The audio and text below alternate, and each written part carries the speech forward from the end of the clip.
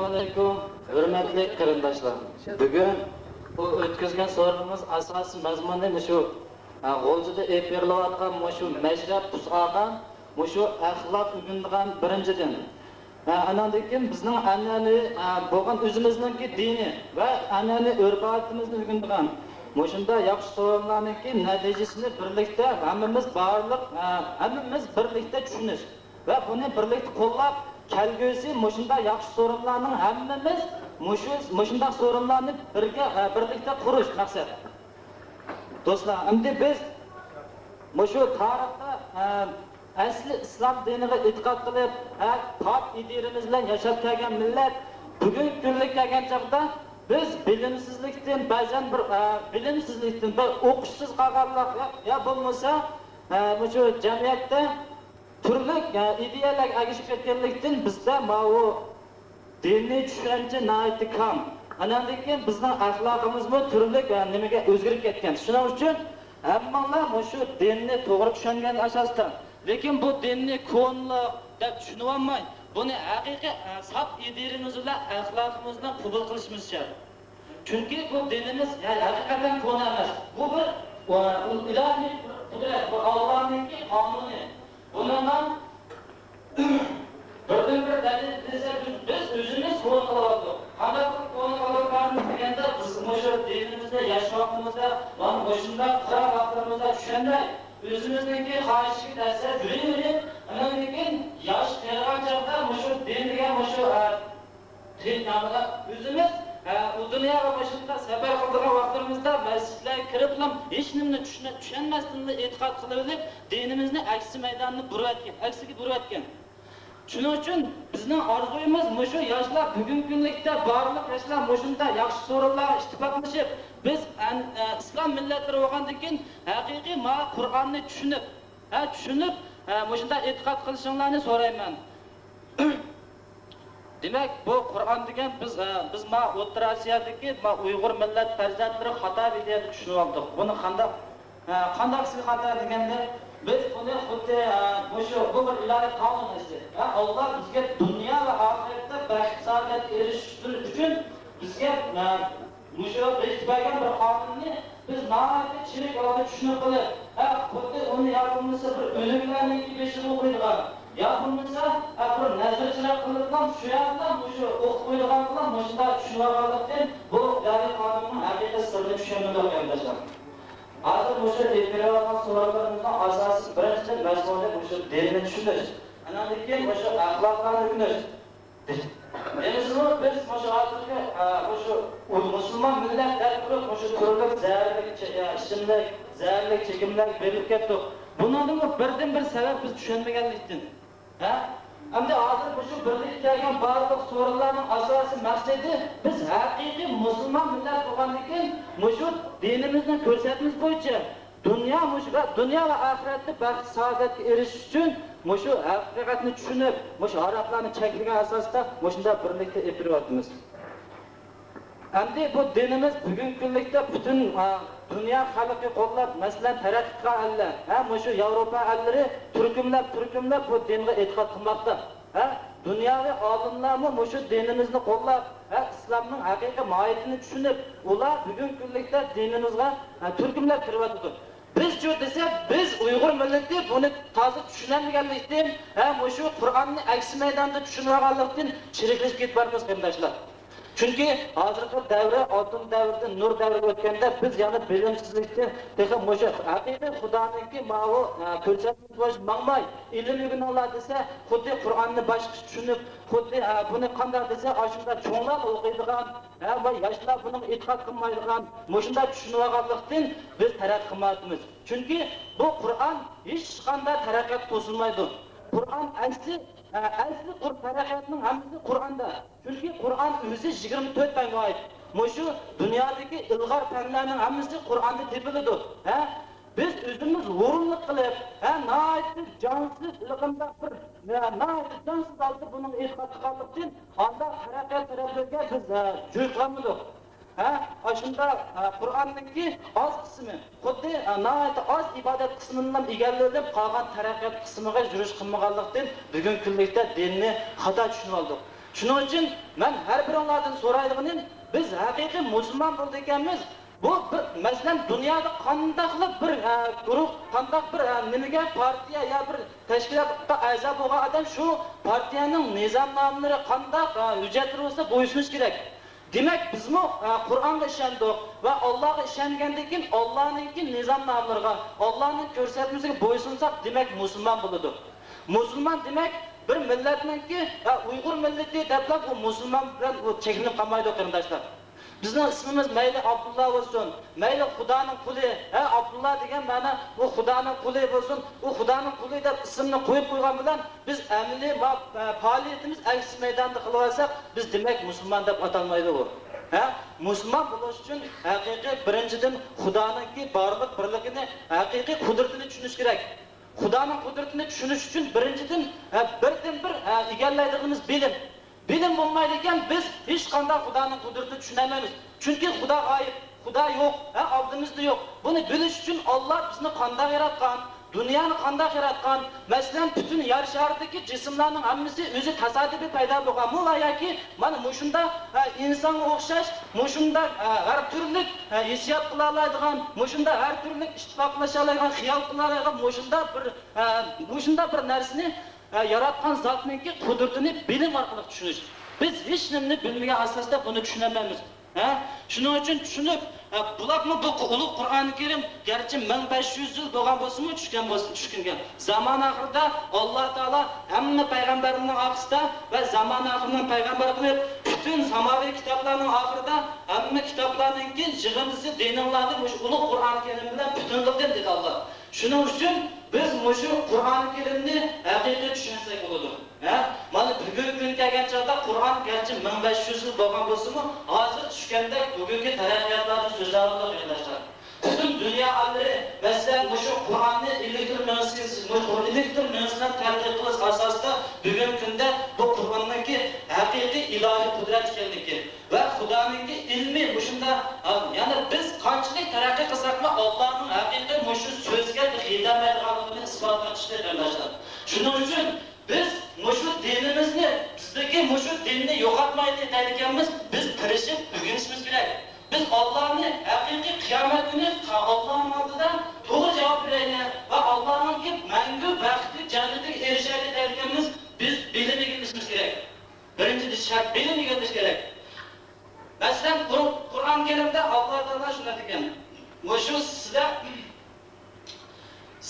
shu Qur'onni sizlarga bir hidoyat yo'l qilib berdim" dedi. Ilohiy qonun, dunyo va oxiratda ergashsanglar baxtga erishadigan, ergashmasanglar halok bo'ladigan bir qonun qilib berdim. Va rasullarni sizlarga ulgu qilib odamlarga va shu rasullardek axloqli, shu rasullarga o'xshash odil bo'lish uchun dunyoga berdim. Sizlar shunga ergashmaydi ekansizlar, sizlarni halok qilib o'tman degan Alloh. Biz bo'ysunmaydi ekanmiz, bizni hammamizni halok qilib o'tadi Alloh. Va yana sizlarning ustunlardan kofirlarni musulmon qila olmayman degan. Chunki biz tadqiq o'zimiz o'ylab baxsa bo'ldi. Biz xilojillardan beri Qur'ondan chetnab ketdik qarindoshlar. Hamda bugungi taraqqiyga Alloh, taraqqiygan Allah shu hattoki shu noiti taraqqiy qilgan davrdagi shu millatlar desa, bular bugungi kunga Qur'on Karimning sirrini yechib, bu ulug' Qur'on Karimga ergashib biz desa Uyg'ur millat yoshlari bugungi kunda chekingan asosda mana bu ilohiy qonunimizni qo'limizda haqiqiy rivojlantirmoqmiz.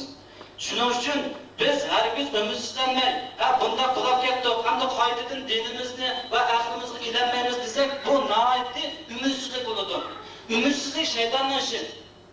Odam bo'ladi ekan, bizda odamda biz nishon qiladigan va kelgusiga ishonch qila oladigan bizda g'ayrat, shijoat bo'lishi kerak.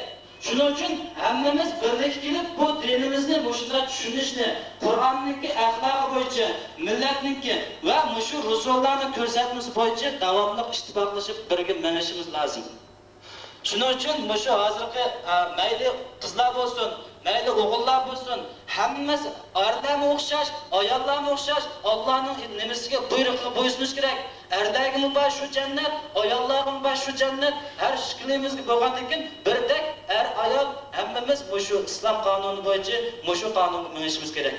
Chunki biz haqiqiy o'limiz qarindoshlar. O'lgandan keyin tirilish haq shart bu haqiqat biz Xudoga ishondik deydiganmiz bu qonunning yaxshi yomon yo'llarga davomli ergashishinglarni so'rayman.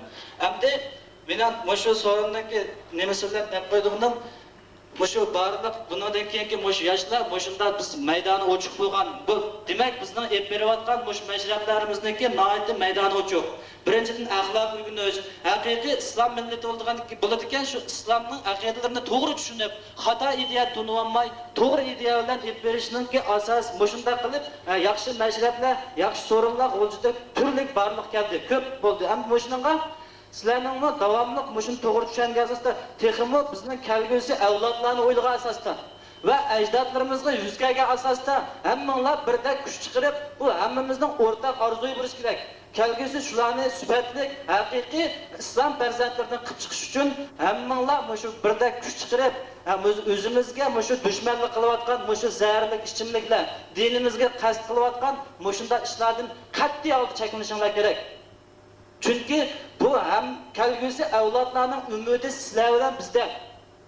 Hamda bu oldimizdagi cho'nglar, mushu yashinib qolganlar, ular shu desa, bundan burun bizga o'xshash shunda bilmay, o'tib ketib, cho'ng'an chaqda ular nima qilgandiki, ularda hech qanday o'zgarish, tirishchanlik yo'q. Hamma tirishchanlikni o'zimiz hisoblaymiz. Mushu yoshlar birga kelib, kelgusi mushu millatimizda zo'r mushu dinni tanishtirgan asosda mushu axloqni biz dunyo va oxiratda mushu odam nimasi zoti mushu nima yashasa bo'ladi. Ittifoqlashib, bir-birimizga yetakchilik qilib, masalan mushunda qilib bir-birimizga yaxshi o'tib, mushunda aroq, sharab, mushunda qandaqli bir yomon narsa bo'lsa biz to'saq bo'ladi. Chunki payg'ambar alayhisalom ular degan sizlarning ishinglarda mo'min bo'lsanglar dedi. Sizlarning ishinglarda haqiqiy mo'min bo'lsa, bir yomon ishni ko'rayotgan bo'lsa, uni qo'li bilan to'ssin dedi. Demak, bir mayli qandaq bir so'rin kelgan bo'lsa, u yerda islomga qarshi bir ishni qilayotgan bo'lsak, biz qo'limiz bilan to'sishimiz shart. Mayli uni uramdiq, o'zimizning do'sti bo'lsa, uning kuyinga asosida qilmayman deb. Mayli aroqlarimiz chiqib o'tamdiq, shunda qilib qat'iy cheklanishimiz kerak. Agar uningga qobiliyatinglar yetmasa, ma tilinglarda danglar degan. Unda qilma, ma bizdagi, ma millatdagi, ma bulg'unish paydo bo'ladi. Buningda ma yomon ta'sirga uchraydi. Kelgusi millat yomon yo'lga kirib ketadi. Mushu millat mushu yomon oqibatlar kelib qoladi deb, mushu tilimiz bilan birimizni to'sishimiz kerak qarindoshlar. Uningga qobiliyatinglar yetmasa, dilinglardan norozi bo'lib ketinglar dedi. Ama bu bek zayıf amaldır Peygamber Aleyhisselam. Çünkü biz iman ve Müslüman deydiganimiz birimizning yaman illetlerini tozuyamızsak, demek biz hakiki Müslüman bulamaymiz. Cemiyet muhit bulgunu diken bizning kelgusi farzandlarimiz bulgunudur qarindoshlar. Shuning uchun hammanglarning birdek kuch chiqarib, yoshlar o'rtaq bir nishon, bir maqsadlar bilan kelgusini o'ylab, mushu barliq mashrablarga davomli mushu kuch chiqarishinglarni so'rayman. Rahmat. Alloh rahmat qilsin hammanglarga.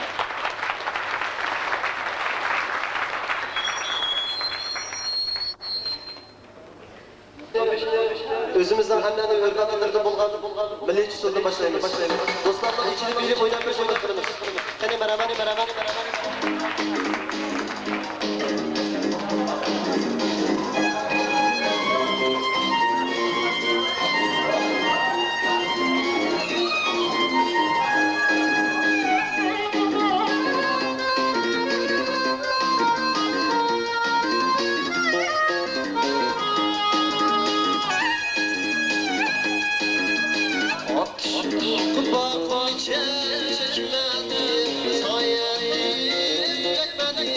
Sayın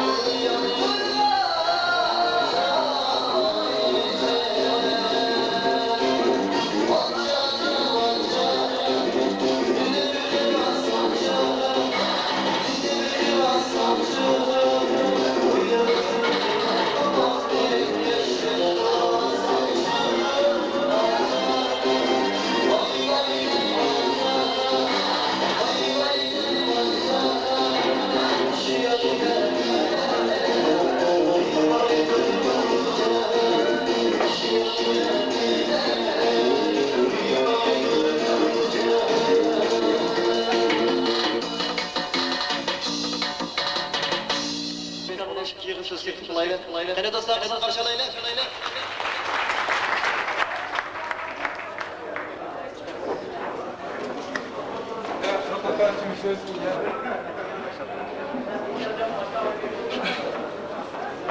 Mikrofondagi gapni qo'ydim. O'zi xushuldiga.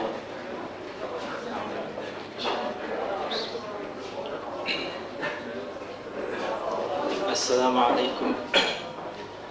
Hurmatli vatandoshlar.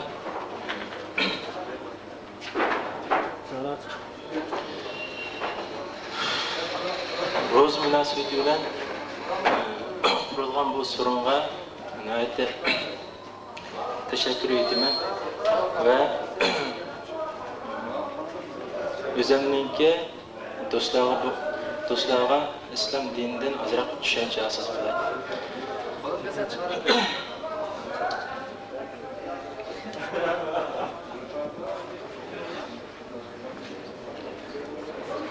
Bizning islom dinimiz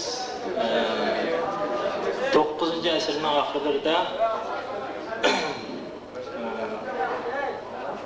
Atımız Sultan Sultuk Boğrahan tarafından kabul kılınıp Uygur, biz Türkiye milletlerinin içindeki Uygur kabilesi bu İslam dinimizde kabul kılındığından keyin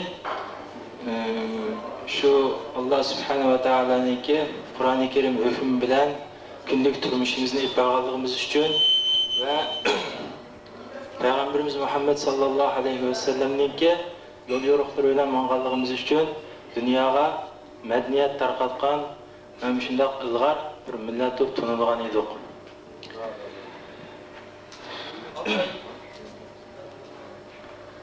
Endi helen bo'lsa shu 9-asrdan tam shu 18-asrlargacha biz nihoyatda saltanatli hokimiyatlarni qurib islom dinininki haqiqiy mohiyatini tushunib manqalligimiz uchun dunyoda dünya xalqiga va boshqa millatlarga madaniyat tarqatgan, madaniyat o'rganguchi emas, balki madaniyat tarqatgan shunday ilg'or millat deb tanilgan edik.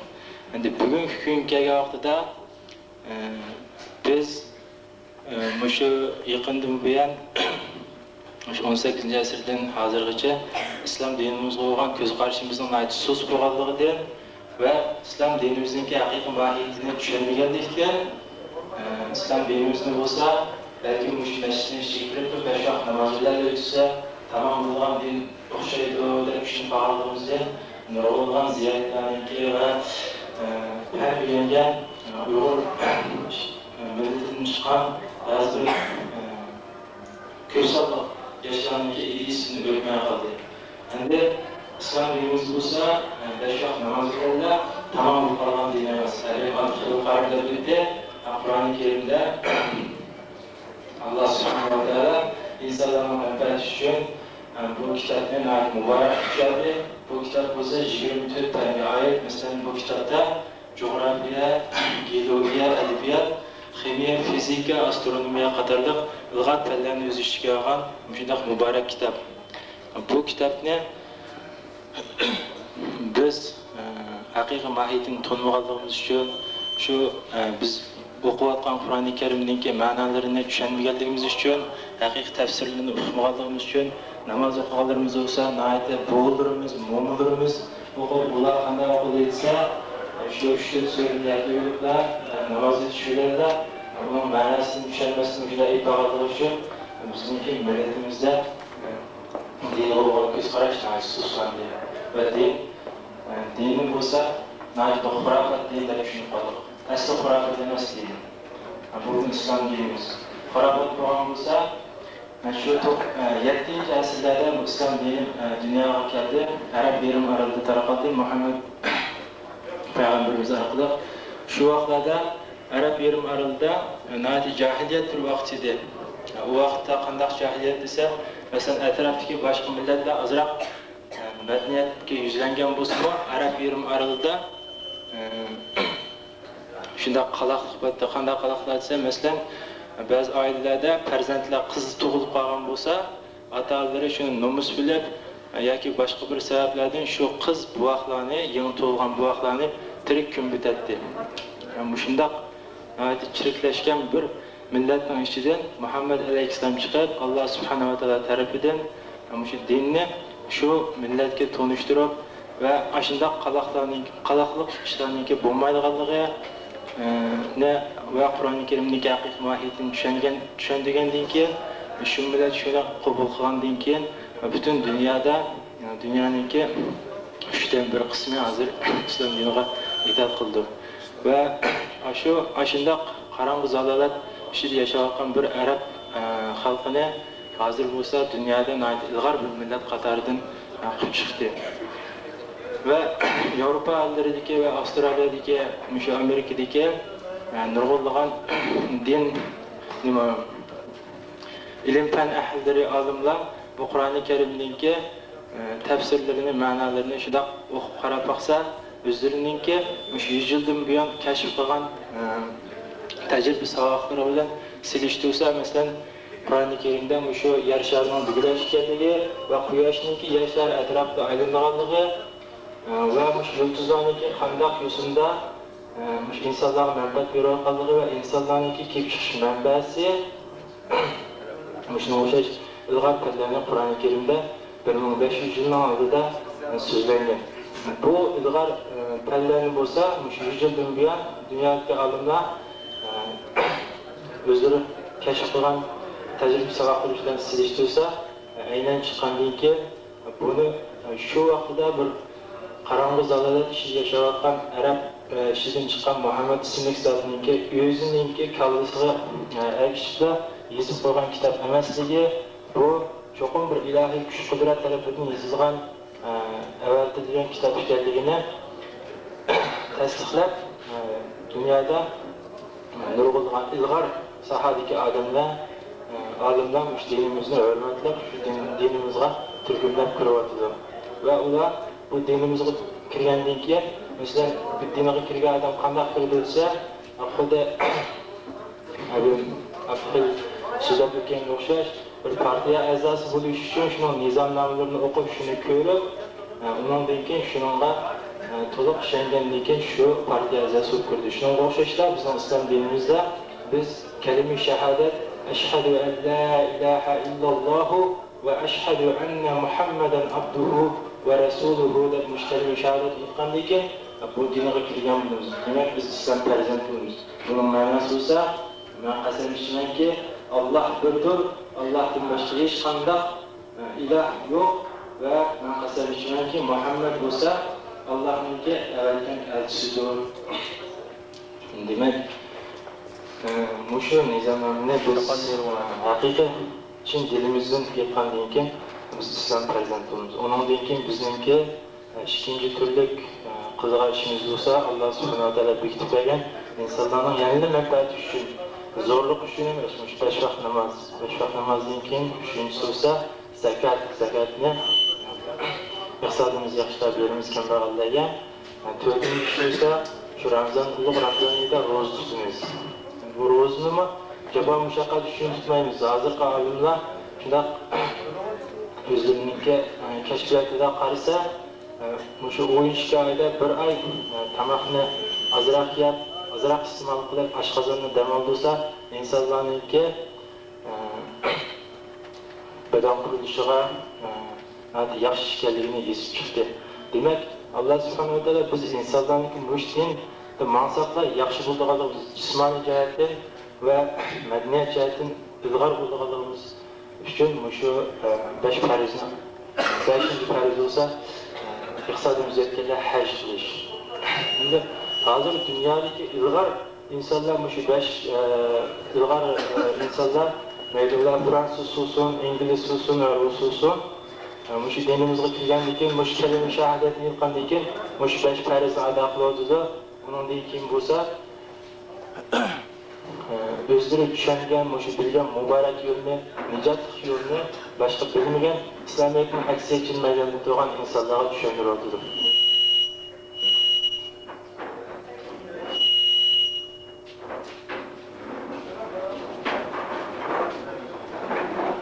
Endi mening bu so'rimda shu qiz qarindoshlarimga tavsiya qildiğim bu İslam dinini olsa erler üçün düşürgen emas, barlıq insanlar üçün düşürgen ve insanların işlemiş ayarlarına bu İslam dini ait. İslam dinimizde ayarların tüven tabiqli gördüğü işler yok. Her bilen ayar beraber. Allah subhanahu wa ta'ala şundan ayetlerini düşerdi Kur'an-ı Kerim'de. Şunun için sizlerin İslam dinini oynadığı rolundan ait köy. Çünkü sizler kelgüsü farzandlarningki onasi bo'g'uchi bo'lganliginglar uchun sizlarniki rolinglar aytdi ko'p. Sizlar shu islom yo'lida qanday yashashni, Alloh subhanahu va taoloning qonunlarini va islom dinini va o'zinglarning islom dinidagi yo'llarni surishtirib qilishinglar shart. Shunday islom dinidan xabarlanganlar sizlar kelgusi farzandlarni yaxshi tarbiyalab chiqarsizlar. Chunki bu bolalar to'liq analarga birga bo'ladi. Bolalarniki sifatli, axloqli o'sib chiqish uchun o'sha analar ko'proq sabab bo'ladi. Shuning uchun sizlarning shu islom dinimizga xuddi o'g'illar mashrab o'ynab, shu islom dinimizni shu mashrab orqali o'rganayotgan bo'lsa, sizlarmi boshqa bir yo'sinda bo'lsa-mu, o'zinglar bir muzokara qilib, shunday so'rovlarni qurib dinimizni tushunsak ekanmiz. Subhana robbika robbil izzati amma yasifun va salamun alal mursalin valhamdulillahi robbil alamin.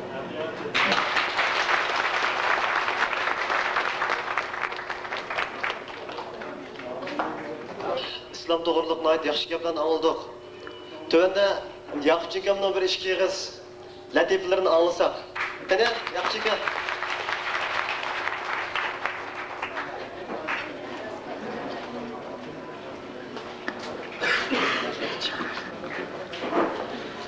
Assalamu alaykum aziz mehmonlar, qarindoshlar. Bugun hammamiz bu yak jam bo'lib, Türk millatlarının an'anaviy bayram bo'lgan Navro'z bayramini o'tkazyapmiz.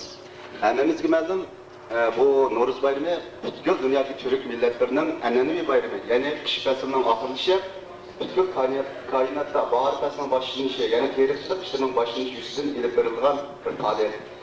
Mana shunday bir ahamiyatli kunda yig'ilib o'tirganning o'zimi nihoyatda bir cho'ng ish. Men sizlarga bu so'rinni birga bo'lganligim uchun cheksiz faxrlanyapman. Endi yuqorida Abdulxilil bilan Murat nihoyatda yaxshi gaplarni qilib o'tdi. Biz balkim bundan burun bunday so'rinlarni aroq sharab bilan nihoyatda o'zimizga his qilishimizcha o'zimiz nihoyatda qiziqarli, nihoyatda yaxshi o'tkazgandek his qilamiz. Endi bugun mushundaq din to'g'riliq, islom to'g'riliq mushundaq program balki ba'zilarga g'alatilik tuyulayotgan bo'lishi mumkin. Buni aniq aytaman. Chunki nimishga bu bizda bundaq sorularning uyushtirilishi balki tunji qatimliqdir. Yani bundaq bo'lishi bizning iymonimizning susliqidan bo'lgan. Endi bundaq ketish men sen hargizmi haqorat qilish emas. Chunki bizda aroq-sharoq mushundaq so'rinlarga bir odatdagidek bo'lib qolgan. Endi buningda ish o'tib nurg'ulg'an qiron yigitlarimiz, chiroyli Uyg'ur qizlarimiz zarli chekimlikdan berilib ketib bordi. Bu zat neylikdir? Bu bizning islom dinini to'g'ri tushunmaganligimizdan mushundaq yo'llarga ketib boramiz. Endi men o'z ko'zimdan ko'rganlarimni aytib beraman. Nurg'ulg'an yosh Uyg'ur qizlarimiz mush sababdan boshqa millatlarning oyoqsiz bo'lib ketib bordi. Bundan bilan ketmay nurg'ulg'an sabiy bo'lgan buning ta'siri uchrayotdi. Men o'z ko'zimda ko'rgan bir ishni aytib beray. Bir uy kirsam, mush uyda men bir ishlab kirgan. Kirsam bir ayol bilan bir er ikki kishi ekan. Bir 2 yosh kirgan bir sabiy bola ekan. Balımı aşıp, ananın üstü kumalı patlı. Ayağım çekmeyince batayım ekan. Bu neymiş için biz zaten bunu? Moşişerek biz burundan tatmışlar, bir halak milletimiz, ya bizdeki bunlar emas. Biz bu İslam dinini doğru düşünmeyenlerimizden moşişerek yollara gitip varımız. Hem de ben böyle moşişerek bir şiir yazar, kötücükle şu ortaya geçecek. Nurg'ulg'an yigitlarimiz mushto'g'irda turmlar yetyapti. Shu turmaga atab she'rlarni bir o'zgartib yozdim. Sabili azaldilla Uyg'ur millatimiz, endi zaharga o'rgandi bizning bu avlodlarimiz. Yo'q edi bu yo'lda mangallarimiz, endi gunohkor deb ataldi qoldirib turmalarda iz. Qoldi iz turmalar ara. Goyi tarimlarda yana yotidi neyli yigitlar turmalarda sanaqsiz. Panaksız kaldı yigitler küçük zindan türmede, külse düşmanları yığılaydı biçare anımız. Tüküldü abruy, sitildi vicdan, yokaldı parça hemmisi, zehirlense Uygur'un titrememdi yürkümüz. Toxtumaz nadalla yoluydu, gerçi yançuk ve kuru, bu afetini yokat olsa Xuda bergen insanımız.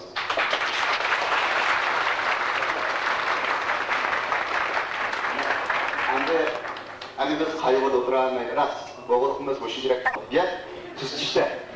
Birden külsek, anlar eksene. Karşılar ben mağulcuda, naide yaşla yüz berbatı da, boğulukun şu ballarına teşkiller, meşref teşkiller, arak şarapını çekler, nurgulgan sorulanma arak yüzü batıdır. Ben tövende şunda değerli çekimlik naide yamrak geçişe karab bir ilan izip koygan, ecini karakterlik ilan, şunu köpçülük kaptırır. Aktamak zorunda gelenler, yani başka ilanını geliyor tamamlar. İlan. Aktamaka pılvağanın yaş dostu. Dostum, siz keyfi görüşünü halamsız.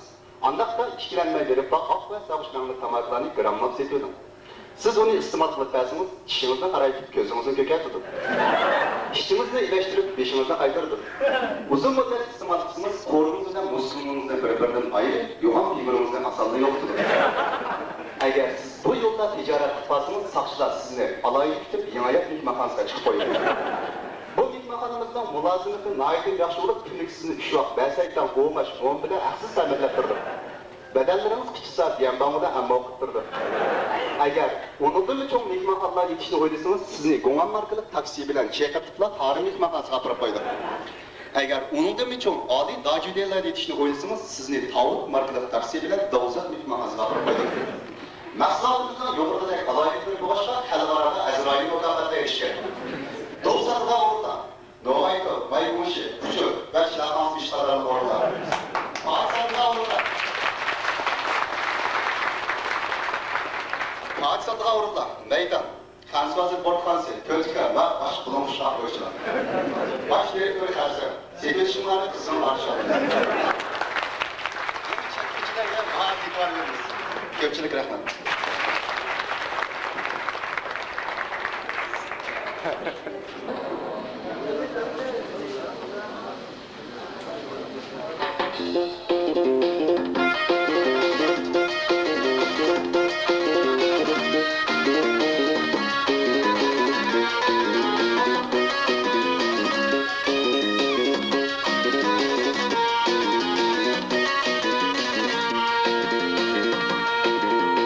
Yigistan, Kanada, Gülmeren, Oğlumuzun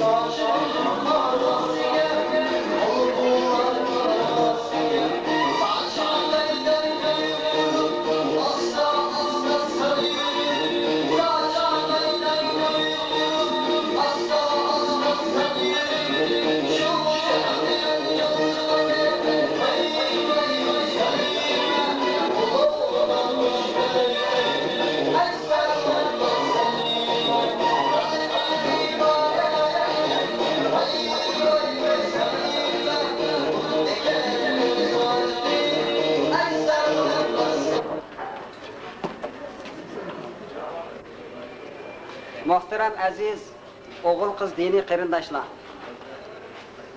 Bugungi bu so'rinniki munosabat bilan men sizlarga tavhid to'g'riliq. Birinchidan tavhid to'g'riliq. Ya'ni tavhid deganimiz osmon, zamin va uningdagi barliq koinotni yaratquchi Alloh taoloninki borligi va birligi haqida. İkinciden, İslam dinimizin asası bulgan ulug' muqaddas kitobi Qur'oni Karim to'g'riliq. Üçüncüden, ilim ma'rifatninki muhim haqida tushuncha bermoqchi. Shunga har biringlarninki angliq yusunda anglab, fikr berishinglarni so'rayman. Elhamdülillahi Rabbil alamin vel aqibatu lil muttaqin. والصلاة والسلام على سيدنا محمد وعلى آله وصحبه أجمعين أما بعد قال الله تعالى في كتابه الكريم أعوذ بالله من الشيطان الرجيم بسم الله الرحمن الرحيم وإلهكم إله واحد لا إله إلا هو الرحمن الرحيم Asman zimini yaratquchi ve asman zimindeki barliq kainatni biz insonlarning manfaati uchun xizmat qildirib turayotgan ulug' qudratlik Alloh taolo yuqorida o'qilgan oyatni farishta Jibril alayhissalom orqali, ya'ni Jibril degan ism atliq bir farishta orqali Peygamberimiz Muhammed Mustafa sallallahu aleyhi ve sellem'ge düşerdi bu ayetni. Ayetninki tercümesi tövendikçe. Allah şunda deydi. Sizlerning ilahinglar ey insanlar, faqatli biridir. O ilahdan başka hiç qanday ma'bud barhaq yo'qdir. Bu Allah bo'lsa nihoyatda shafqatlidir va mehribondir. Alloh taolo o'zining borligi va birligini uqtirdi. Şu ayette Allah Teala özünün varlığı ve birliğini tutur. Yani bu asman zimin onun varlık kaynat ezeldir banes. Kim peyda olan? Her kanda peyda kılmışı dersin bir peyda kılmışı buluşu lazım. Her kanda yasalgan dersin ki bir yasalmışı buluşu lazım. Bunda olan ki bu ezeldir yok bir mehluk bunun bütün eminden derse. Bunu yaratıcı bir Allah'a şu kuş Allah'a hep onu sana bulduğudur, Allah Teala özüne tutur. Yani özünün varlığını, birlikini tutur. Yani bir ayette Allah Teala "Fa'lem ennehu la ilahe illallah." Ey insan bilgin ki bir Xudodan başka ilahının yok ekanligini bilgin. La ilahe illallah'ın mezmununu bilgin. Yani la ilahe illallah derdini bilgin Allah Teala.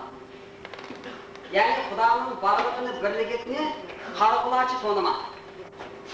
Xudo bor deb og'zingdan deb qo'ysang bu iso emas. Alloh taolaning borligini, birligini bil dedi. Bilish uchun biz odatda shaylarni bilsak, ko'z bilan ko'gini bo'ladigan narsalarni ko'rib bilamiz. Shaylarning shaklini, uning ranglarini ko'zimiz orqali bilamiz. Ta'mirini og'iz orqali. Bunun ta'm achishmi, tushishmi, tatishmi buni og'iz orqali bilamiz. Shaylarning quloqlarini, siz quloq, yaxshi quloqni burun orqali. Ovozlarniki egizbas, lekini quloq orqali. Shaylarniki eg'ir yengil, shuningdek yumshoq qattiqlarini qo'l orqali. Uni ko'tarib silablar, uni bilamiz. Endi Allah Teala'nın bularning hech qaysisi bilan bilgin olmaydi. Bu a'zolarning hech qaysisi bilan bilgin olmaydi. Chunki Xoliq degan maxluqqa hargiz o'xshamaydi. Yasalg'uchi narsa bilan yasalgan narsa hargiz barobar bo'lolmaydi. Anda bo'lsa biz Alloh taoloni ko'rmasak, bilmasak, qanday Xudoning borligini birligiga ishonamiz desa, asar orqali. Biz odatda shu dunyo o'zidimi, shu 5 xil a'zo orqali tadqiq qilinmay, asar orqali biladigan shaylar bor.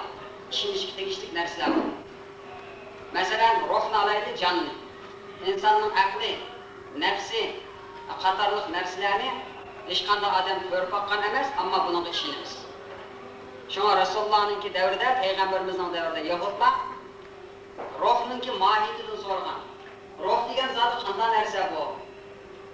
deb so'raganda Alloh taolo "Yas'alunaka 'anir ruh, qulir ruhu min amri robbi va ma utitu min al-ilmi illa qalila" degan oyat tushgan. Ular senden ey Muhammed Aleyhisselam ruhninki mahiyeti to'g'rida so'rayapti. Ruhninki mahiyeti haqida qanday narsadir. Sen bularga deb qo'ymanki, sizlar bu ruhni bilanligidek ilmni berilmadinglar. Faqat nayt az sizlarning ilminglar. Faqat ruh bor deb ishonsanglar bo'ldi, bu meningki Rabbimning ishidir. Faqat buni Xudo biladi deb topshirdi.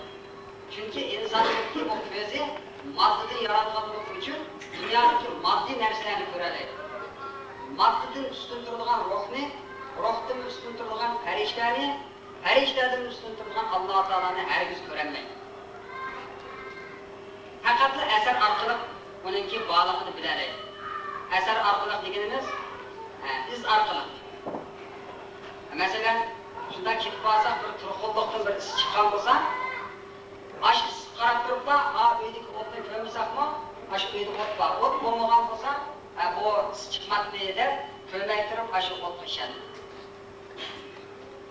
Shuningdek inson hayotdagi bo'ladi ekan, o'sha hayotimizninki o'sha harakat qilganligi ruhninki bog'liq. Ruhga ishonamiz. Amaliyotda ko'rmadi. Shuningdek Alloh taologa ajda ishonishimiz lozim. Qanday ishonamiz? O'sha har qanday narsaning bir paydo qilish bo'ladi. Bu osmon zamin uningki barliq koinotni bir yaratish Alloh bor. Bu bo'lmasa bu o'zligidan paydo bo'lmaydi deb mushunda ideya kelsa, aqlimiz qanoat qilgida, dilimiz qanoat qilgida, yengimizdan o'tsa haqiqiy Xudoni tonigan bo'lamiz.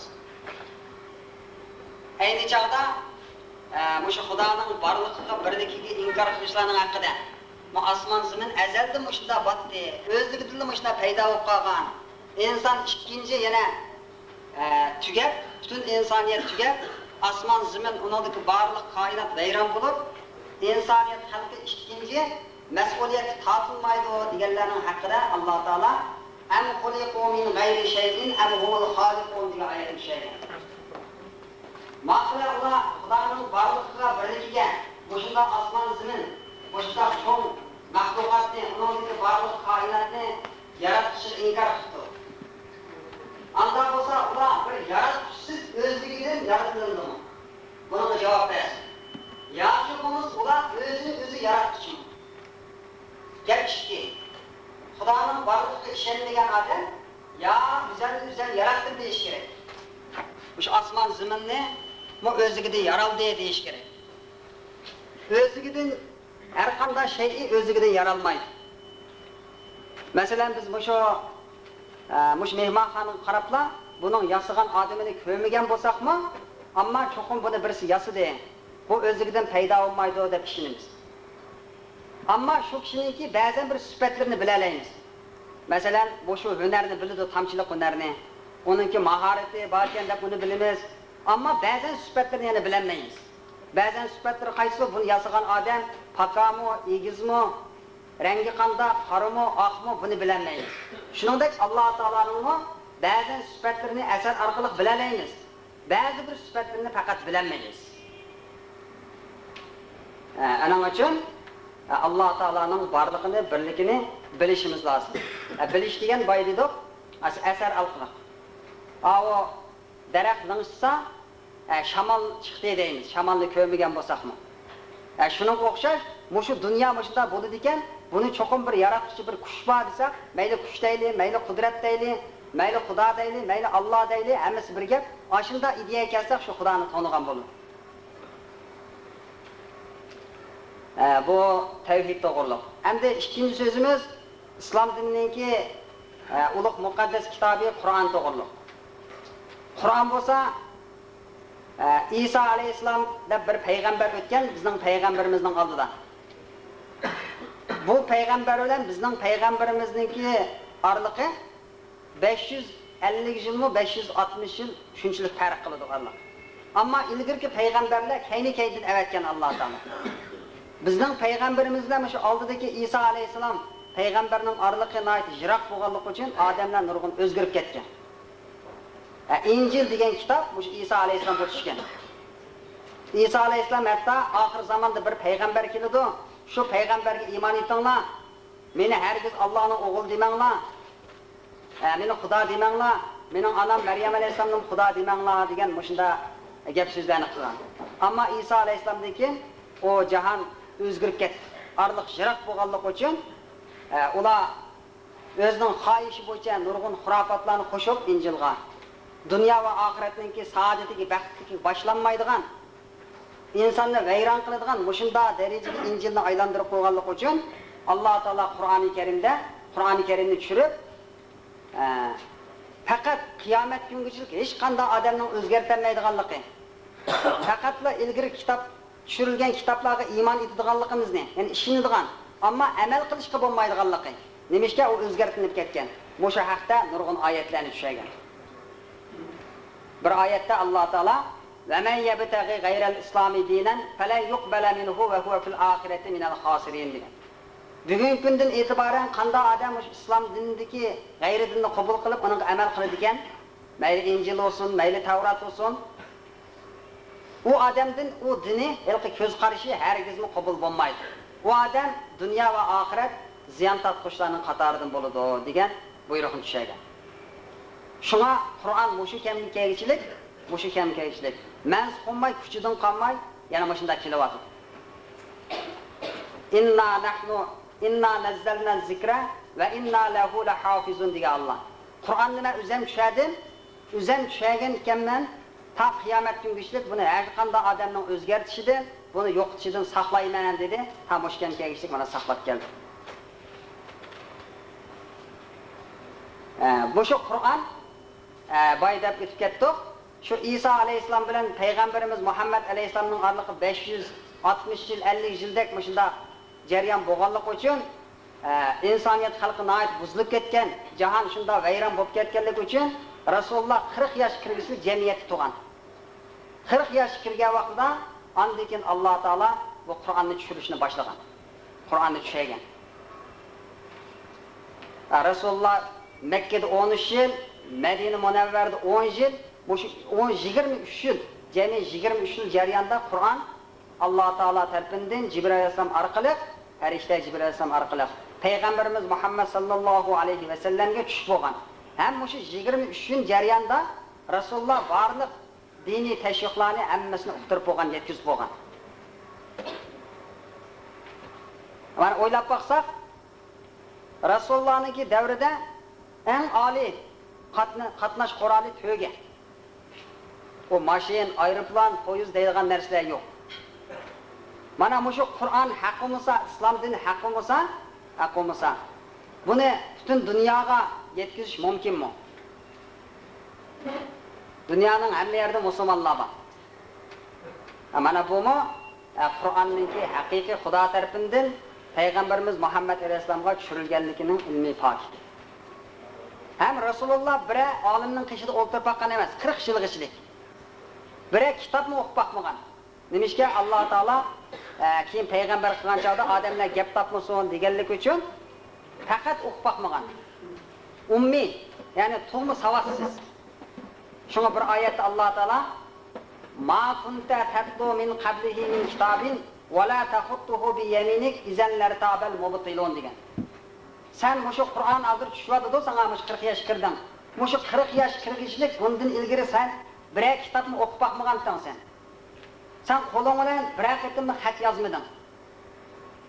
Seni mushundaq tarbiyaladimmi? Dedi Alloh. Nima uchun agar sen bir qitim bir olimning qishida o'ltirib xat yozgan bo'lsang, uningdan kitob o'rgangan bo'lsang, bir qitim albatta shaklinatdi haqiqatsizchilar. Va bu ilgari falonning qishida o'ltirgan Aşınında bir az ilimga ega bo'lib, shu ilmi bilan yezib chiqdi deb mushunda gap so'zlarni taqatmasin deganlik uchun Rasulullohni faqat bir olimning so'rindimi o'rtog'ilgan ham xat yozishni o'rgatmagan Alloh. Ammo ma'naviy jihatdan Alloh taolo diliga sog'an Qur'on. Shunga Alloh taolo ayni chaqda shu Qur'on hadab tushgan chaqda Arab müşrikleri bununla şeklengen. Şeklengen vakti Allah Teala aşılanınki şu şekilde karta ve in kuntum fi raybi mimma nazzalna ala abdina fa'tu bi suratin min mislihi ve du'u şuhada'akum min dunillahi in kuntum sadiqin diye ayetin şeyi. Eğer sizler Muhammed Aleyhisselam'a muşu düşürülgen Kur'an'da yani men Xudo tarafından düşürülgenlikide şekli bolsanglar bunu özü to'qib chiqdimikin Yakınız özü tutqaq kesilden joylab so'zlayaptam ekan. Ya bir yağan kitapmikin bu?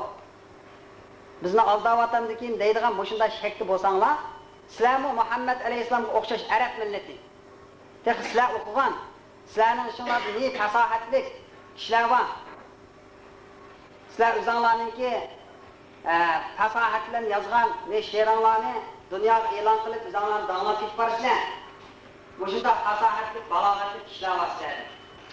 Sizlar endi buni shakli bo'lgandan keyin, sizlarni arab millati bo'lgandan keyin, Qur'on uningdan tarkib topgan harflarni sizlar bilgandan keyin, sizlarmi shu Qur'onga o'xshaydigan bir butun kitob emas, bir so'richaqliq. Bir so'richaqliq bir so'zni fasohatli, balog'atli, lafz qisqa, mo'l ma'noni o'z ichiga olgan. Bundan keyingi xabarlardan xabar beradigan, bundan keyingi ishlardan, g'ayb ishlardan xabar beradigan o'shunda bir so'zni sizlar tuzib chiqiladi. Degan vaqtda bular 5-6 oygachilik bir necha olimlar shunda jamlashib, uni yezib chiqqan, buni yezib chiqqan, oxirida bu yezib chiqqan narsani Qur'on bilan selishtirsa, bu osmon zamindagi farq bor. Shular uni sirtga chiqarmagan nomusdir. Shu vaqtda Alloh taolo فَاِنْ لَمْ تَفْعَلُوا وَلَمْ تَفْعَلُوا فَاتَّقُوا النَّارَ الَّتِي وَقُودُهَا النَّاسُ وَالْحِجَارَةُ اُعِدَّتْ لِلْكَافِرِينَ degan oyat kelgan. Agar sizlar Qur'onga o'xshash narsani keltiramisanglar, mana hozir keltiramidinglar, mana amaliyatinglar isbotlandi, amaliyat bilan. Endi Qur'onga o'xshash narsani keltiram degandan keyin qo'rqinglar sizlar endi do'zaxdan qo'rqinglar. Ya'ni iymon etinglar. Iymon etib, Xudoning buyrug'ini tutinglar, cheklagan ishdan yeninglar.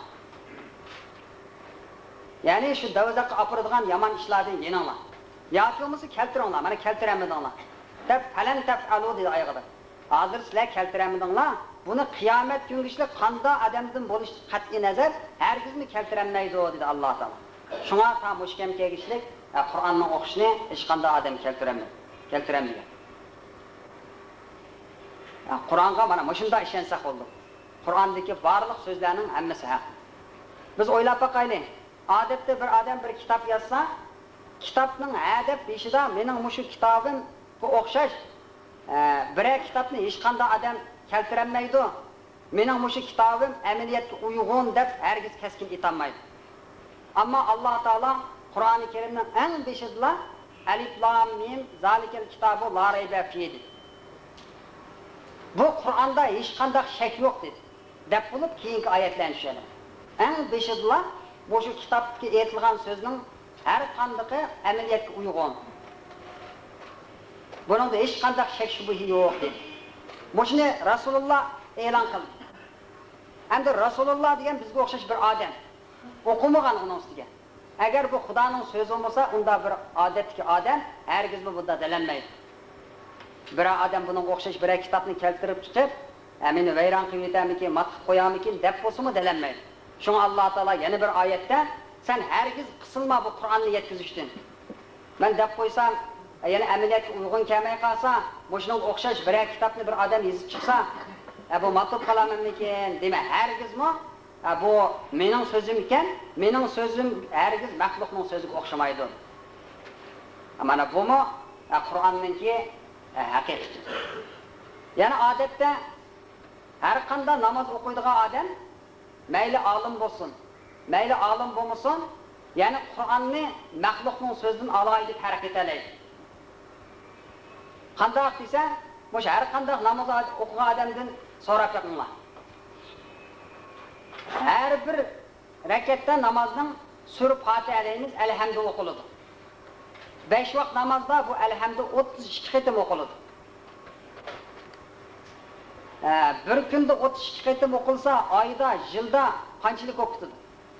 Ammo shu odamlarning har qandayqininki o'yiga bir qitim buni hajabchiq o'qivyaptimi deydigan bir hissiyat kelamdi, kelmam so'rab qo'yaman. Hargiz kelmaydi. Ammo odatda biz maxluqning qanday maxluq bo'lsin, uning kitobini 32 qitim emas, bu 10-20 qitim o'qisak, sal ziyirtib qolamiz. Ham shunda o'y paydo bo'ladi. Anda o'yni Alloh keltirmaydi o'zining so'zi bo'lganligi uchun. Mana bu mu Qur'onningki ilmiy haqiqiy pokiti. Alloh taolo tomonidan tushirilgan ekanliginingki ilmiy pokit. Endi biz shu Qur'onga ishimizga cho'qim Qur'onga amal qilishimiz lozim.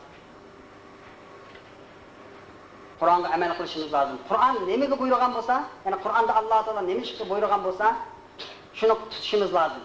Nima ishda yandolgan bo'lsa, uningda yenishimiz lozim. Endi Alloh taolo buyurgan ishlarda, qilish tegishli ishlarda inson sal qarasa, insonning aqli hamma odam o'xshash bo'lmaganligi uchun, insonning tabiati o'xshamaganligi uchun, ham insonning nafsi bo'lganligi uchun shaytonning vasvasilar ba'zan Xudo buyurgan narsalarni yomon ko'rib qoladi. Xudo cheklagan ishlarni o'z tabiatida yaxshi ko'rib qoladi.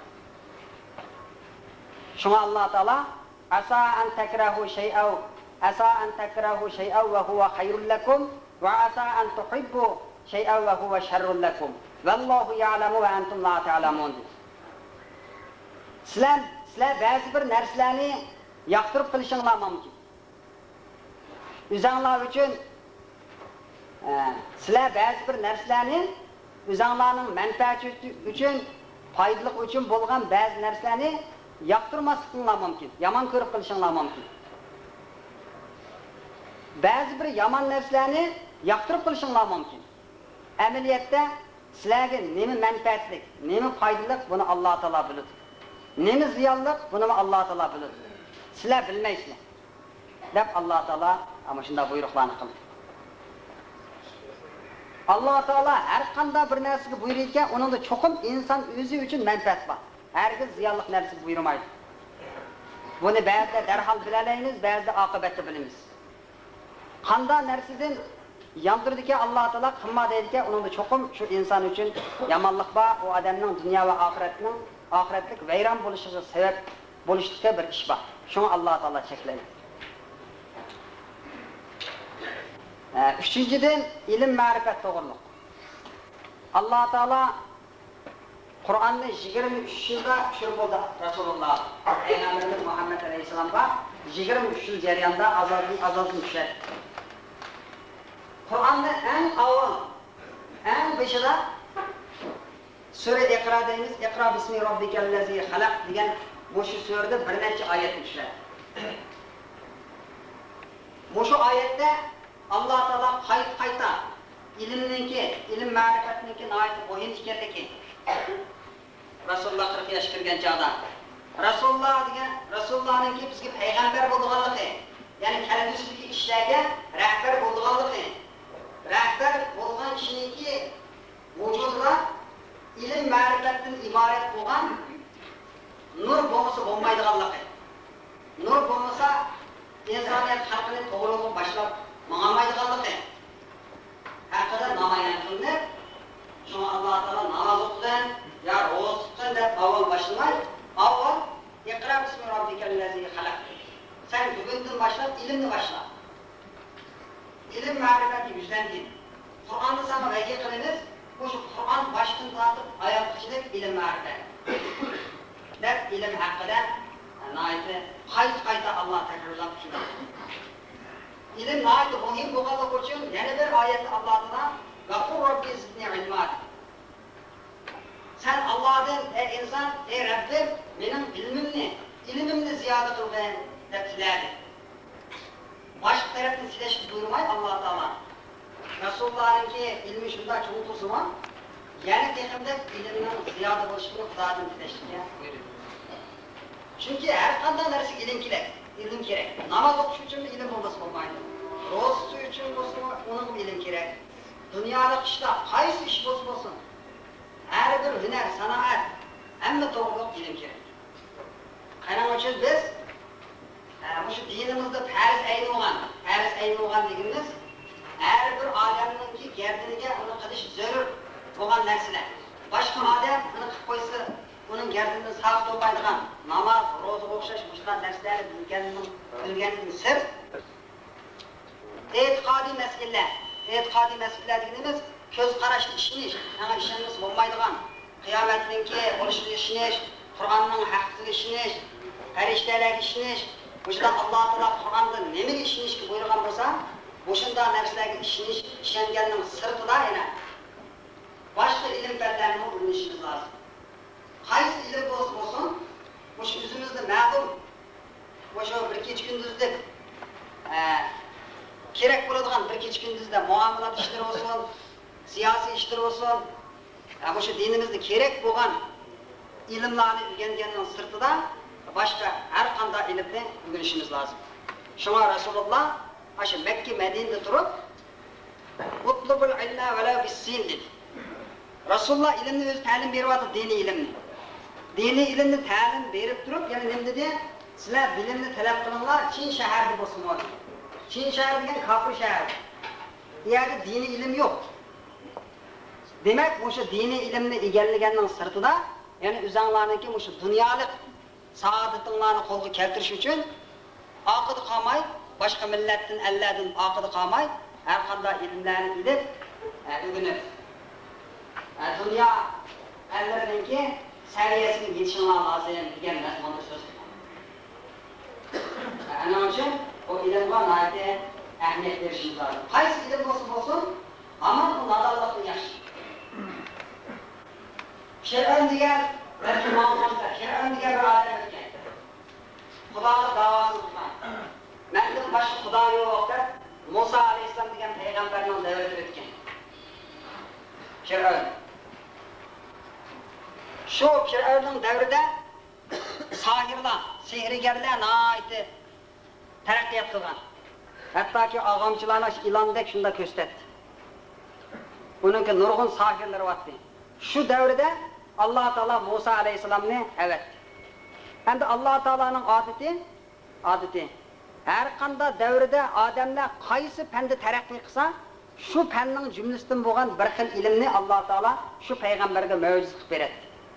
Nime üçün dese, şu devredeki adamlar terakki kılmagan başka bir türlü ilimdeki nersini mevcut kılıp berse, biz bilmeydiğen nersini kıldın sen. Ne olsa ama biz bildiğen nersini keltirelsen hesapta başına demişsin degenlik üçün, bizden peygamberimizden devrede Kur'an'ını kıldı. Demişke, o Araplar degan öz fasahatlik, balagatlik keladi ular. Musa Aleyhisselam'ın devrede sehrgarlar chekib yetganlik uchun bir hasini Musa Aleyhisselamga mo'jiza qilib bergan. Har qanday narsani yutib oladigan. Shu vaqtida Musa Aleyhisselam men payg'ambar Firavunga Alloh taolo meni avatda payg'ambar qilib, ana uchun sen iymon etgin. Seni va osmon zaminni yaratgan Xudoga sen iymon et degan chog'da şu vaqtda Firavun ishonmay, sen andaqsi bir mo'jizani keltirdi. Degan vaqtida men aslini tashlayman, har qanday narsani yutib oladi degan chog'da o'ziningki jamoatlari bilan, xususiy odamlar bilan maslahatlashib, har shaharga e'lon qilib, sohirlarning, sehrgarlarning hammasini yig'ishga buyurgan. Hammasi yig'ilgan chog'da Musa Aleyhisselam sizlar avval tashlamsizlar yoki men avval tashlamdim degan. Odamlar hammasi yig'ilgan, ko'rib turishgan. Shu vaqtda Musa Aleyhisselam sizlar avval tashlanglar degan. Ular tashlagan chog'da shu sehrgarlarning og'amchilari shu ilondek rasmiy ilon bo'lgan. Odamlar yengadigan bo'ldi, mushlar agishimiz degan shunday ideyada bo'lgan.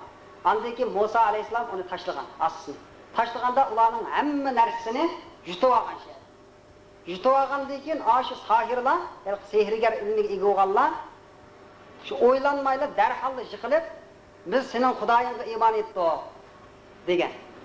Nima uchun? Ish sehridinki qo'lidan kelmaydiganligini bilganlik uchun. Eğer o to'g'ri emas, bir ilm bo'lgan bo'lsa-mu shariatda, odamning ko'z bo'yash, shunda bir ilm bo'lgan bo'lsa-mu, bir ilm bo'lganlik uchun yana ayada tushunaladi haqiqatni.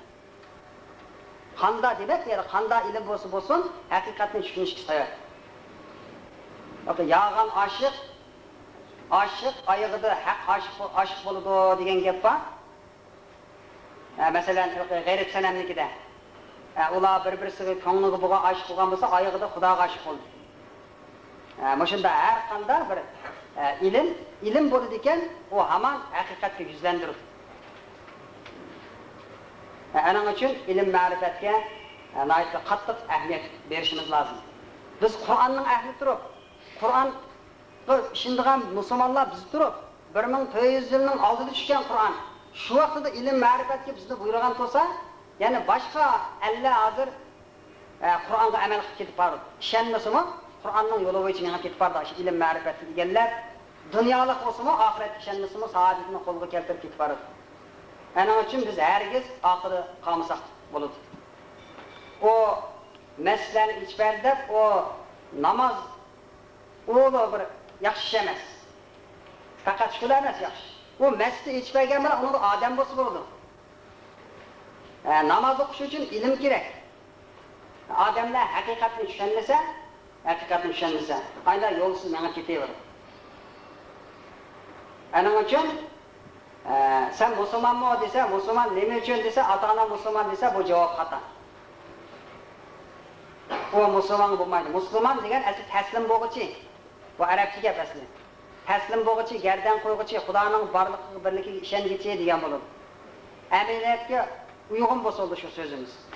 Ana uchun shu osmon, zamin va uningdagi barliq koinotni yaratgan Alloh taologa hurmat bildirib secde kılvatınma, bu hurafat emas deyiş gerek.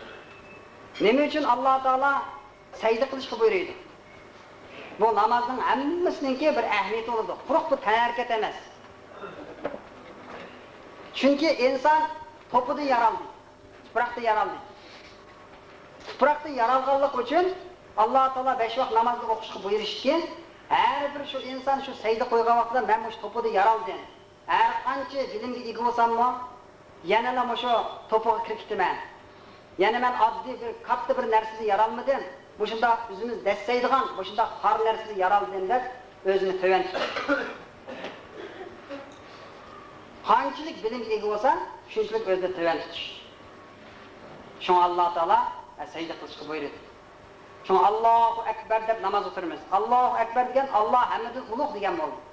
Endi Alloh hammadan ulug' deganimiz men bu namozni o'qishning oldida dunyoning ishlari bilan mashg'ulot bo'ldim. Onu birda bu ishni qildim, bunda bu ishni qildim. Endi Alloh hozir butun mashg'ulotdan uzilib, faqatli Xudoga yuzlandi. Shunga Alloh hammadan ulug' deb mana og'zimni dedim deganga ishorat bo'ladi. Rasululloh shunga ibodat qilgan o'lgandek, hayot kechirgan o'lmaydigandek. Dunyo ishini qilgan o'lmaydigandek. Bunda degani endi o'lmaydigandek degani va o'lmayman degan bo'lmaydi. O'lmagan odam ammo men o'lmaganligida ishni puxta qiladi. Ya'ni ishingni nayt qil dunyo ishini degan bo'ldi. Endi o'lib ketaman deb buni qadim qilmay, ishingni nayt qil degan bo'ldi. Endi o namoz o'qigan vaqtida o'ldigandek ibodat qildigini har qanday odam o'zining o'ldiganligini bilmaydi. Agar shu namozni o'ldiganligini bilsa, butun esiyatini, dunyoning mashg'ulotini chiqarib o'tib Xudoga yuzlanadi. Yana mashunda ibodat qil demak.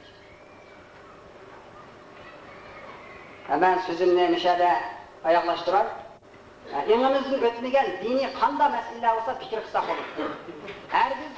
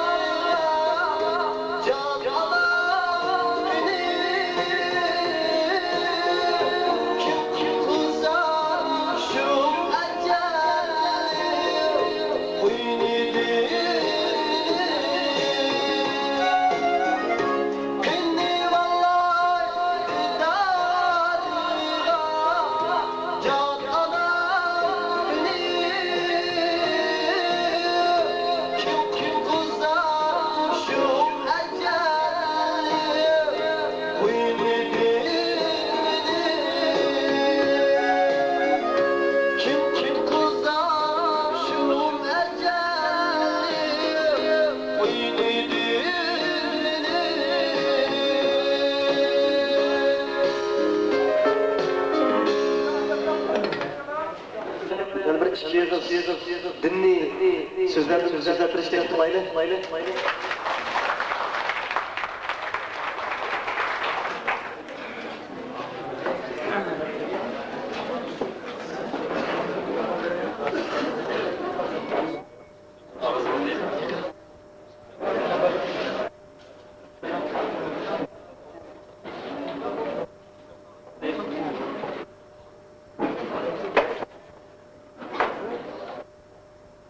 Ma ba'zilariniki talebi İslamiyet qizlar qanday qaraydi?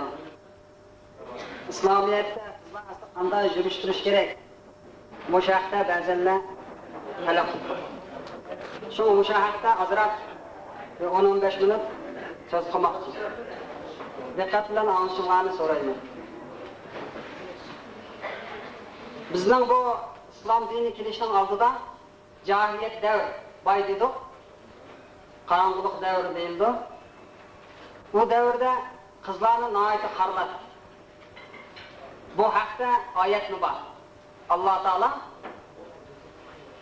Resulullah Peygamberimizge uqtirib bunda deydi. فَإِذَا بُشِرَ أَحَدُهُمْ بِالْأُنْسَى ذَلَّ وَجْهُهُ مُسْوَدًّا وَهُوَ كَظِيمٌ يَتَوَارَى مِنَ الْقَوْمِ مِنْ سُوءِ مَا بُشِرَ بِهِ. Bu cahiliyet devrinde ulanın birisiga ayolun kızı tuğdu degan bir bisharat etib bersa, bir adam yetkazsa, shu gapni anlagan hamon chiroyi qop-qora bo'lib ketadi. Nihoyatda g'azabga to'lganlikdan bo'g'ilib qolgan tasqaladi. Shuning bilan o'ziniki mal jamoatlardan bir necha vaqt kishilik yoshirinib chiqolmadi qoladi. Bisharat berilgan narsaning nihoyat yomonligidan. Yomon bisharat berildi menga bu qiz tug'ildi deb moshunda qilib ketadi. Shuningla o qizvolni tirik ko'mbitadi. Yoki bo'lmasa ham yaddusuhu turab to'po ko'mbitadi tirik, yoki bo'lmasa nihoyat qarlab cho'nqiladi. Mana cahiliyet devrida moshundaqdi. Deb Rasulullahga bu buyruqni uqtirib bu İslamiyet kelgandan keyin qizlarni nihoyat azizlashtirgan. O'g'illardan, o'g'il bolalardan qiz bolalarini ortiq ko'rishga buyurdi. Şu Allah Teala alayda yahabu limen yasha'u unasa ve yahabu limen yasha'u zakurat. Allah xalqan adamga qiz berdi, xalqan adamga o'g'il berdi. Avval qizga başladı. Kız doğumluk avval söyledi Allah Teala. Resulullah'ın Xudo hozir ba'zi qizlar talab qilganda Rasulullahning davrida ayollar alayda söz tutishni Rasulullahning talab qiladi. Biz to'liq ishlarni qilmaymiz deydi ishlarni. O masalaga boramagandan keyin vaqtiga boradi, bosim kaydi qolgandan keyin kaydi turadi ayollar. Ammo yuzini yepib turadi, kaydi turadi. Ba'zi so'zlarni anglamaymiz kechiraq bo'lganligi uchun ana uchun bizga ayrim bir so'z bersan deganda Rasululloh ayrim ularga kimni belgilar, hamida diniy ishlarni qiladi. Bir o'sha qizlarga haqida o'shna so'zlar Rasululloh. Qanday kishiniki shu ayollarga 3 qizi bo'lsa, shu qizini yaxshi tarbiyalasa, islom dinidagi yo'li bo'yicha mandolsa, islom dinidagi yo'li bo'yicha mandorib, uni bilimni qilib, ta turmushga chiqishlik yaxshi tarbiyalab o'stirsa, shu ayol shu qizbolasini ashunda tarbiyalaganlik uchun ota-onasi jannatga kirdi. Degandan keyin bir ayol o'tirdim turib, 2 qizi bola dedi. 2 qizi bor deb ayol. Deganda 2 qiz bola bo'lsa ashunda dedi. Ammo bir qizi bor bo'z qanday deb so'ramagan. Ammo so'ramagan bilan bir qiz bola bo'lsa, yana ashunda bo'ladi. Degan hadislar bor. Hadis degan Rasulullohning aytgan so'zi va qilliqlarini hadis deydi. Yani Rasulullahning hadislarida bor. Demek İslam dini qizlarga nihoyat azizdir.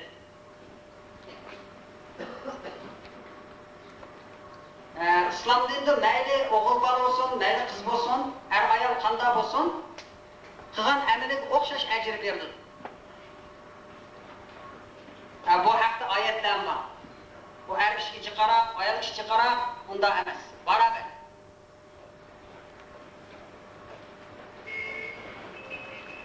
İslam dinida Alloh taolo qiz bolalarni naytimi shunda azizledi. Endi ashunda xorliqdan qutqazdi.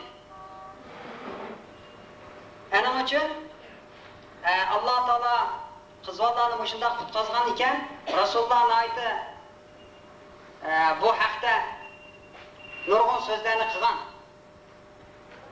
Shunga bir odam kelib, Alloh taoloning shu farzlarini ado qilgandan keyin yaxshilikning eng afzali qaysi deganda, kimga yaxshilik qilsam hammadan afzal bo'ldi deganda anangga degan. Yana so'raganda yana anangga degan. Yana so'raganda yana anangga degan. Ana degan shu qiz. Baldır qiz deyapman. Mana erdan ajada dadidan 3 hassa haqqining ortiqligini bildi. Ana uchun biz İslamiy yo'lda menishimiz lozim. Rasulullohning davrida ayollar hammasi yuzini yuvgan. Hammasi. Hozir endi yuzini yuvgash qo'ymaydi, o amal yo'q. Endi boshqa jihatlarda endi g'ayri millatlardan farq qilishimiz lozim. Farqlanishimiz lozim.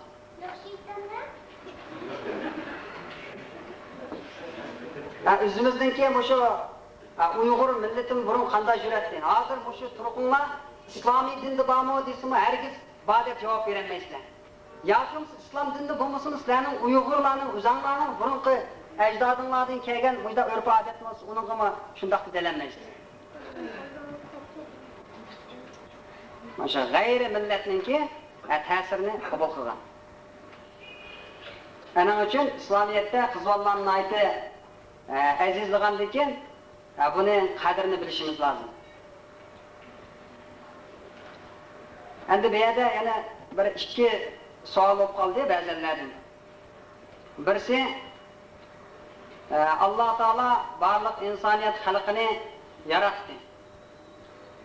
To'pib ketgandan keyin ikkinchi yana tirildirib, ulardan mush dunyoda qilgan ishlaridan hisobot oladi dedi. O vaqtda Alloh taolo ham ashani nereden topadi deganlar bor. Buni xato demaymiz buni. Nimishga bilish uchun so'ragan bo'lish kerak. İnsaniyatning boshlanishi hammamiz bilamiz Adem alayhisalom.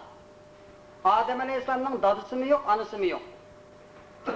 Adem alayhisalomni yo'qdan Alloh taolo shu tuproqdan paydo qildi. Adem alayhisalomningki o'zidan so'ng qo'g'isidan anamiz Havvo alayhisalomni yaratdi. Shunga har qanday erninki o'ng tarafdagi qo'g'isining bir tal ustun, so'ng tarafdagi bir tal ustuning kam, o'ng taraf qaraganda.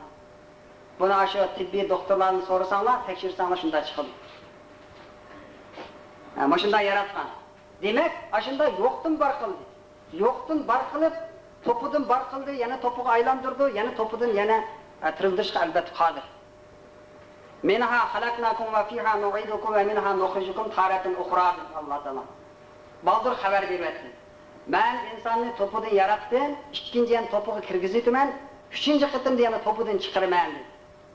Mana birinchi qitim to'pida yaratganligim haq bo'ldi, ikkinchi qitim to'piga kirgizib qolganligim yana haq bo'lyapti, ko'ryapmiz. Ammo insonlarning hammasini dunyoga bırak keltirmaydi Alloh taolo. Chunki patmaydi. Ammo har bir shu insonningki jonlarini ilgari yaratib qo'ygan Alloh taolo. Shu jonlar tushganchada qiyomat qoyim bo'ladi. Buni Alloh taolodan boshqa hech qanday odam bilmaydi. Ham Alloh bildirmagan bu sirni.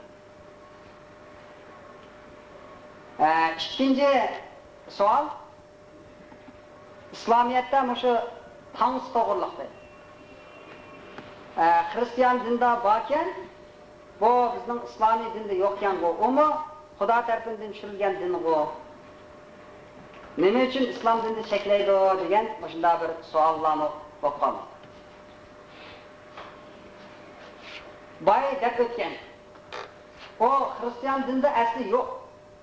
Alloh taolo tarafidan tushirilgan Injilda asli bunda bu tamsa, bunda xatarlik, yomon ishlar yo'q.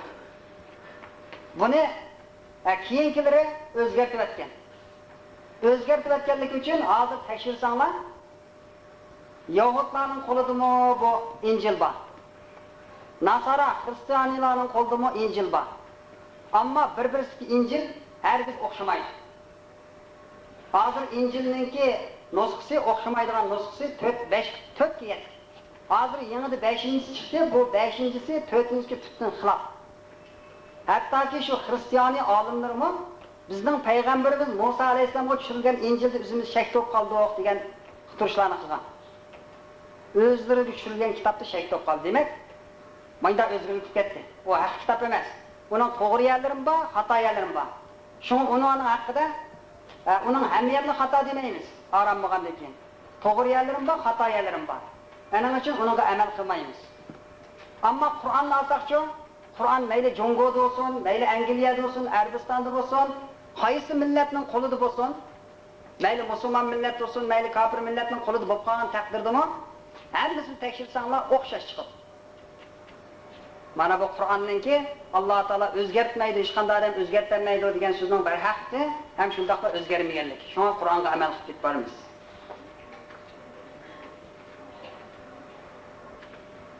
Ana uchun bu tansini Alloh taolo cheklagan. Bay yuqori deb o'tdi. Bu ko'z qarashda bir oddiy narsa, bunda qarasak. Bu bir cho'ng'ishdak emas ko'rinadi. Ammo buning amaliyotida, oqibatda yomon tarafga olib boradi. Alloh taolo shunga yuqorqi oyatda sizlar ba'zi narsalarni yaxshi ko'rib qolasizlar, yoqtirib qolasizlar. Amaliyotda u sizlar uchun ziyonli.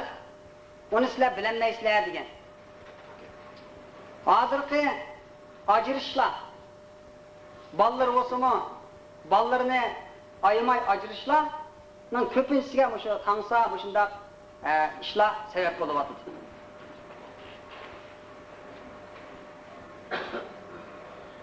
Ko'z qizdiradi. Shuni bilan qo'yib o'tib keladi. Qiz olmayani barcha qo'bash o'g'il bor deyishadi. Ballarni o'ylashmaydi. Allah Teala insanı ve laqad kerremna bani Adem. Nayet uluk, nayet hak yarattım dedi. Mana hazırki ölünüvatkan oğullar, yigitlar.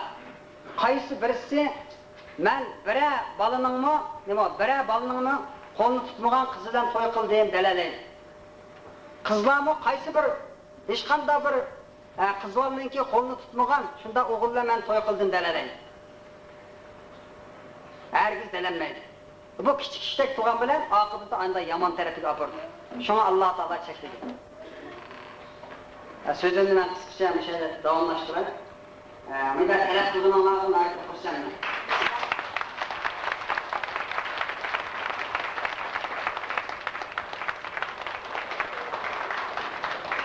To'g'riroq gapni deb qo'ydi. Og'izda o'zi dini tabliq qilib, amaliyotda o dini qarshi taraf o'ynayotgan qattiq tushuncha qolmasa. Tansini to'g'ri tarafidan ko'z tutib, nima berayotganligiga to'g'ri tushunib o'ynaylar hozircha. Bir kuni Isofkam Xotay tarafda bir taklifakam qumliqqa kirib qopdi-ku. Qumliqqa kirib kelib, shunlar qaytib kelgan chog'da bir og'in so'rab qopdi. Sen neler sayar qilib qolding desa, men taklifakam qumliqqa sayar qilib keldim desa, shunsa uyat nimalarni ko'rdim desa, hech qanday nimani ko'rmadim. Hattoki qumning tepsida o'sgan cho'p yoki daraxtlarni ko'rmadim. Deganki saviyat nima ish qildim? Desa, men ishqirlab kirgitaylarman, bir vaqtda qarsam bir yo'lvas oldimdan yugurib chiqdi. Nega berishimni o'ylamay, yenimki bir daraxtga yomishib chiqib ketdim degandiki og'in so'rabdi. Saviyat daraxt yoki cho'pni ko'mgan to'ng'otsa, unda chog'da uni bilan qarab turamsa degdik.